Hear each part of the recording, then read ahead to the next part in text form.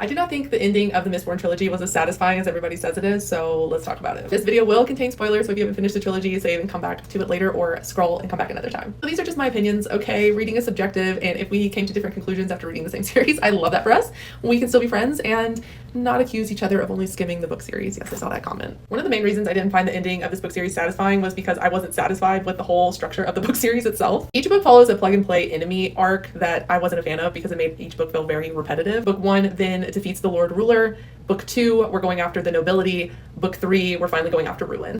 And maybe this would be something that I would be willing to overlook if all the work that we did in book 1 and book 2 was not completely undermined by the arc of ruin. Ruin's manipulation of written records and the metal mines. I feel like nothing the characters did in these first two books was based on truth. And like the twist sounds cool when you think about it, but the payoff just wasn't there. It was like all of the data and all the information we were collecting about the prophecy of the hero of ages.